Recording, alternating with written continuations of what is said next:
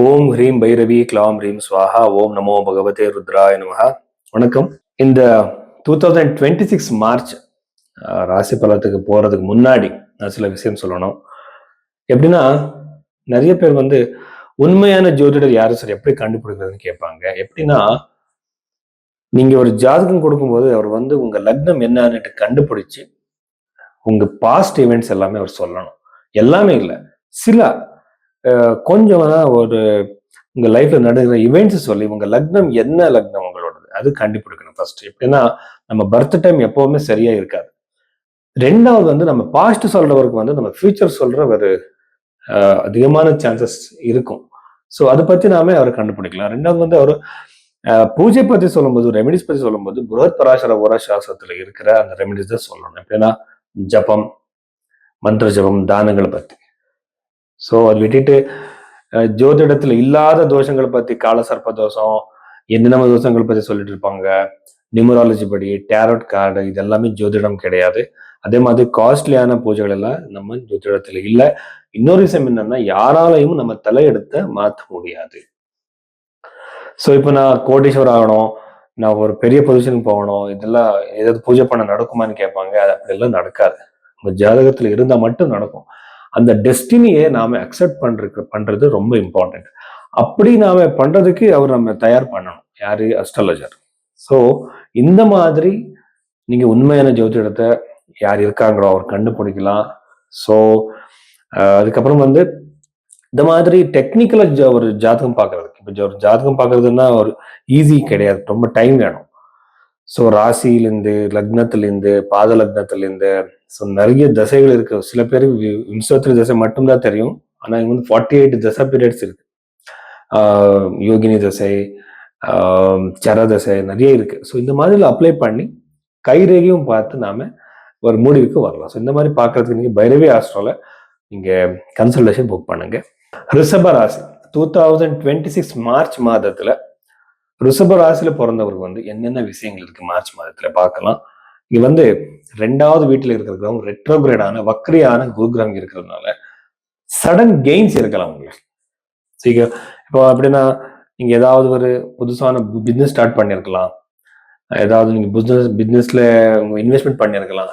So இந்த time பீரியட்ல உங்களுக்கு சடன் கெயின்ஸ் இருக்கும் உங்களுக்கு. அது விட்டுட்டு இது கேம்பிளிங் மாதிரி கிடையாது. சில பேர் நான் ஷேர் மார்க்கெட்ல இன்வெஸ்ட்மெண்ட் பண்றேன் இப்படியெல்லாம் கேட்பாங்க. எக்ஸ்பீரியன்ஸ் இல்லாம பண்ணாதீங்க. அந்த மாதிரி இன்வெஸ்ட்மெண்ட் பண்ணாலும் கூட நான் சொல்றது எப்படின்னா, எங்கேருந்தோ உங்களுக்கு பணம் வரணும், அந்த மாதிரி வரலாம். பிசினஸ்ல இன்வெஸ்ட்மெண்ட் பண்ணிருக்கீங்க, அங்கே உங்களுக்கு அதிகமான லாபம் கிடைக்கிற சான்சஸ் ரிஷப ராசியில பிறந்தவருக்கு இந்த மாதத்துல இருக்கு. கேம்பிளிங் இல்ல. சதுர்த்த பாவத்துல இருக்கு கேத்து கிரகம் பார்த்தா கண்டிப்பா வீடு வாங்குறதுக்கோ இல்ல ப்ராப்பர்ட்டி வாங்குறதுக்கோ நீங்க நிச்சயம் பண்ணிருக்கீங்க. ஆனா அது இருந்தாலும் கூட, எல்லாமே சரி இருந்தாலும் கூட ஏதோ ஒரு காரணத்தினால அது தள்ளி போகும். அந்த மாதிரி சான்சஸ் தான் அதிகமா தெரியுது ரிஷபராசியில பிறந்தவருக்கு இந்த மாதத்துல. அதனால கொஞ்சம் வெயிட் பண்ணுங்க. வெயிட் பண்ணா ரொம்ப நல்லது. ரிஷபராசியில பிறந்தவருக்கு ரொம்ப நல்லது என்னன்னா, கல்யாண விஷயத்துல ரொம்ப சக்சஸ் இருக்கு, ப்ரோக்ரஸ் இருக்கு. இப்போ நிறைய டைம்ல இருந்து நீங்க தேடிக்கிட்டே இருப்பீங்க. ஆனா உங்களுக்கு அந்த கிடைச்சிருக்காது. எப்படி அந்த சரியான சம்பந்தம். ஆனா இந்த டைம் பீரியட்ல கண்டிப்பா உங்களுக்கு ரொம்ப சூட்டபிளான சம்பந்தம் கிடைக்கிற வாய்ப்பு இருக்கு. எப்படின்னா, நாடி ஜோதிடம் படி சப்தம பாவாதிபதி இங்க குஜன், எப்படின்னா செவ்வாய், அந்த கிரகம் நாடி ஜோதிடத்துல எப்படின்னா ஒரு ஹஸ்பண்டுக்கு இது பண்ணுவாங்க. ஸோ நிறைய பெண்களுக்கு கல்யாணம் ஆகிற சான்சஸ், நல்ல சம்பந்தம் வர சான்சஸ் அதிகமா இருக்கு. ஸோ இதுக்கப்புறம் தொழில்ல நீங்க ஏதாவது புதுசான ஜாபுக்கு ட்ரை பண்ணிட்டு இருக்கீங்க. அதுக்கப்புறம் இன்டர்வியூ கொடுத்துருப்பீங்க, வெளிநாட்டுக்கு போறதுக்கு ட்ரை பண்ணிட்டு இருப்பீங்க.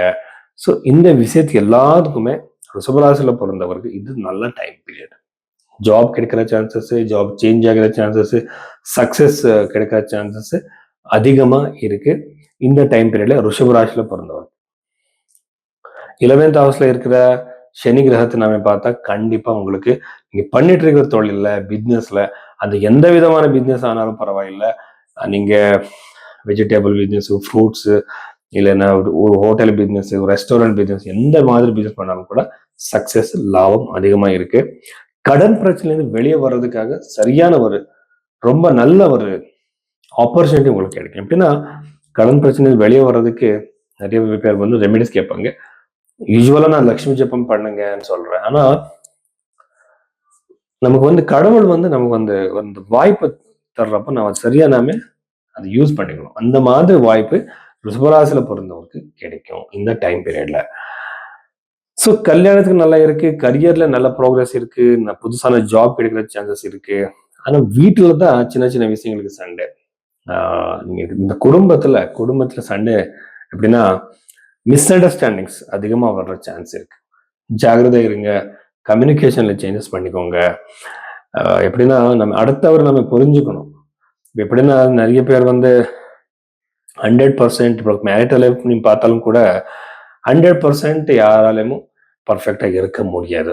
நம்ம அதை அக்செப்ட் பண்ணிக்கணும். எப்படின்னா அப்பா அம்மாவை நம்ம அக்செப்ட் பண்ணிக்குவோம். எப்படின்னா அவரு அவ்வளவு குறைகள் இருந்தாலும் கூட நாம அவரை அக்செப்ட் பண்றோம். ஆனா லைஃப் பார்ட்னருக்கு ஏதாவது சின்ன ஒரு மிஸ்டேக் பண்ணாலும் கூட நாம பண்ண மாட்டோம். அவர் வீட்டில ஆயிருக்கலாம், அவரா இருக்கலாம். இதை நாம அக்செப்ட் பண்றதை நாம கத்துக்கணும். சரிங்களா? ஸோ இந்த மாதிரி ரிஷபராசியில பிறந்தவருக்கு வந்து இந்த விசேஷங்கள் இருக்கு. வணக்கம்.